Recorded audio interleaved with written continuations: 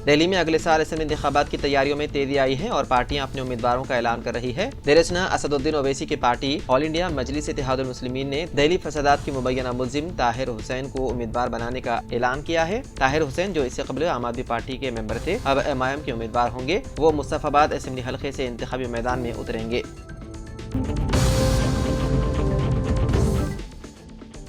BRS के कारगुजार सदर KTR ने मंगल के रोज उस्मानिया जनरल अस्पताल पहुंचकर एहतजाज के दौरान जख्मी हुई आशा वर्कर्स की इयादत की, जो अस्पताल में जेर इलाज हैं। तफसीलात के मुताबिक केटीआर ने पीर को कोटी में सेहत और खानदानी बहबूद के डायरेक्टर के दफ्तर में मुलाजिमत के तहफ़्फ़ुज़ और बेहतर तनख्वाहों के लिए एहतजाज के दौरान आशा वर्कर्स के खिलाफ पुलिस की बर्बरियत की सख्त मजम्मत की। उन्होंने खातून आशा वर्करों के खिलाफ मर्द पुलिस एहलकारों के जरिए ताकत के इस्तेमाल पर बरहमी का इजहार किया। केटीआर ने जख्मी आशा वर्कर्स की इयादत की, जिनमें रजमी और संतोषिनी भी शामिल हैं, जो एहतजाज के दौरान पुलिस के हमले में जख्मी हो गए थे और मंगल को उस्मानिया जनरल अस्पताल में जेर इलाज हैं। उन्होंने उनकी लड़ाई के साथ एकजहती का इजहार किया और आइंदा इजलास के दौरान असेंबली में उनकी तरफ से आवाज उठाने के साथ साथ उन्हें हर मुमकिन ताउन की पेशकश की। इस मौके पर बीआरएस के दीगर कायदीन, जिनमें सबिता इंदिरा रेड्डी, जगदीश रेड्डी, मोहम्मद महमूद अली और दीगर बीआरएस कारकुनान मौजूद थे।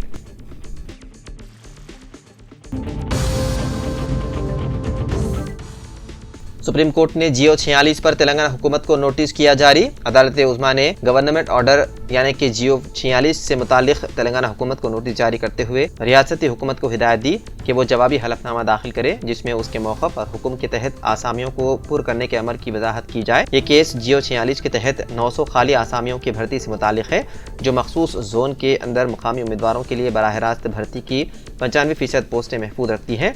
ये हुक्म 4 अप्रैल 2022 को जनरल एडमिनिस्ट्रेशन डिपार्टमेंट ने जारी किया था। समाअत के दौरान एडवोकेट आदित्य सोंधी ने दरख्वास्त गुजारों की नुमाइंदगी करते हुए अदालत से दरख्वास्त की कि केस के हल होने तक भर्ती का अमल रोक दिया जाए। सुप्रीम कोर्ट ने ताहम तमाम फरीक़ैन को मशवरा दिया कि वो किसी भी कार्रवाई से कब्ल इंतजार करें।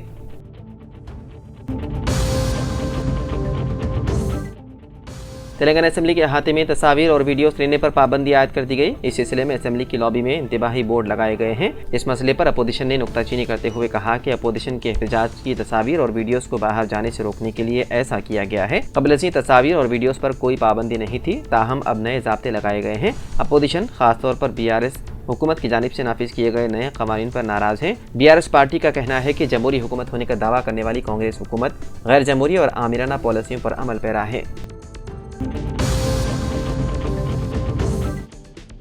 पार्लियामेंट में जारी तातुल के दौरान अपोजिशन जमातों ने नायब सदर और राज्यसभा के चेयरमैन जगदीप धनखड़ के खिलाफ अदम एतमाद की तहरीक पेश कर दी। अपोजिशन इत्तेहाद इंडिया ब्लॉक ने आज 1:37 पर राज्यसभा के सेक्रेटरी जनरल को ये तहरीक पेश की। तहरीक पर 60 अरकान के दस्तखत मौजूद हैं। नायब सदर जगदीप धनखड़, जो राज्यसभा के मनसबी चेयरमैन भी हैं, पर जानिबदारी के इल्जामात आयद किए गए हैं। ताहम इस तहरीक पर सोनिया गांधी या किसी भी पार्टी के फ्लोर लीडर ने दस्तखत नहीं किए हैं। अपोजिशन ने इल्जाम लगाया है कि उन्हें ऐवान में बोलने का मौका नहीं दिया जाता और चेयरमैन जानिबदारी का मुजाहरा करते हैं।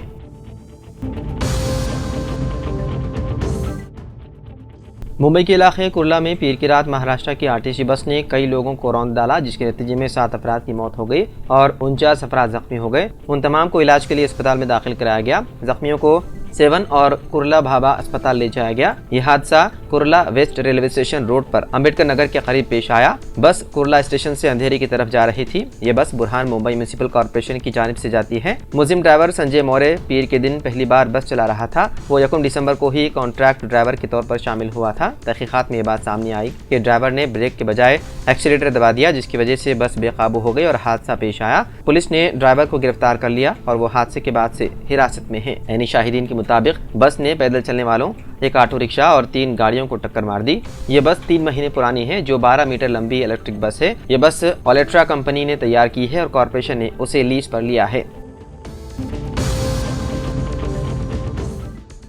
कर्नाटक के साबिक वज़ीर आला एस.एम. कृष्णा का देहांत हो गया। उनकी उम्र 92 बरस थी। वो कुछ अरसे से खराबी सेहत से मुतासिर थे। मंगल की सुबह बेंगलुरु के सदाशिव नगर में उन्होंने आखिरी सांस ली। 5 दहाइयों से ज्यादा का तवील सियासी तजुर्बा रखने वाले कृष्णा ने मरकजी और रियासती सियासत में कलीदी किरदार अदा किया। उनके दौरे हुकूमत में बेंगलुरु को दुनिया के सामने हिंदुस्तान की सिलिकॉन वैली के तौर पर मुतारिफ करवाया गया था। उनके इंतकाल पर मुअज़्ज़िज़ शख्सियात ने शदीद रंज गम का किया इजहार।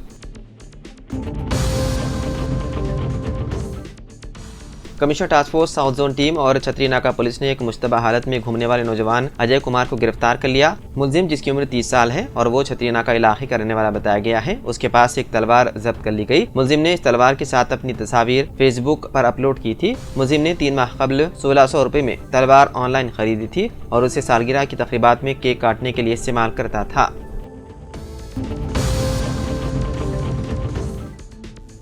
तेलंगाना हाई कोर्ट ने तेलंगाना पब्लिक सर्विस कमीशन के ग्रुप 2 के 783 आसामियों के इम्तिहान पर रोक लगाने से इनकार कर दिया, जो इब्तिदाई तौर पर 15 से 16 दिसंबर तक मुनक्किद होने थे। रावला ज्योति और तेलंगाना के मुख्तलिफ मदरा से ताल्लुक रखने वाले 22 दीगर उम्मीदवारों ने दरख्वास्त दायर की। दरख्वास्त गुजारों ने इम्तिहानात के शेड्यूल में तसादुम के 22 अदालत से मुदाखिलत की इस्तदा की। दरख्वास्त गुजारों के मुताबिक रेलवे रिक्रूटमेंट बोर्ड ने 16 से 18 दिसंबर के दरमियान junior engineer, depot material superintendent, chemical और मेटलर्जिकल असिस्टेंट और दीगर के ओहदों समेत 7,951 आसामियों के लिए इम्तिहानात शेड्यूल किए हैं। तारीखें उन्हें ग्रुप 2 और रेलवे भर्ती दोनों इम्तिहानात में शिरकत से रोकेंगे। उन्होंने दरख्वास्त की कि ग्रुप 2 के इम्तिहान को बाद की तारीख के लिए मुकर्रर किया जाए, ताकि उम्मीदवारों को दोनों मुसाबिकत इम्तिहानात देने की इजाज़त दी जाए, जो उनके लिए फ़ायदेमंद होगा। पुराने शहर में मेट्रो ट्रेन प्रोजेक्ट के लिए 16 दिसंबर से जायदाद मालिकीन को चेक्स किए जाएंगे तकसीम। पुराने शहर में मेट्रो रेल की तामीरी कामों के आगाज के लिए हैदराबाद मेट्रो रेल और मजलिस बल्दिया अदीम तर हैदराबाद की जानिब से मुश्तरका सर्वे के जरिए जायदादों के हसूल के अमल में तेजी लाई जा चुकी है और हैदराबाद मेट्रो रेल के अहदेदार मुतालिका महकमेजात के अहदेदारों के हमरा रोजाना के असास पर सर्वे करते हुए जायदादों के मालिकीन से मुलाकात कर रहे हैं। जराये के मुताबिक हैदराबाद मेट्रो रेल के अहदेदारों ने जायदादों के हसूल के सिलसिले में अदा की जाने वाली रकूमात की इजराई और चेक्स की हवालगी का 16 दिसंबर से आगाज करेंगे। मेट्रो रेल के दूसरे मरहले के दौरान महात्मा गांधी बस स्टेशन ता चंद्रनगुट्टा राहदारी पर हैदराबाद मेट्रो रेल ने जनवरी के पहले हफ्ते से जायदादों के हसूल और इन्हिदामी कार्रवाई के आगाज का मंसूबा तैयार किया है।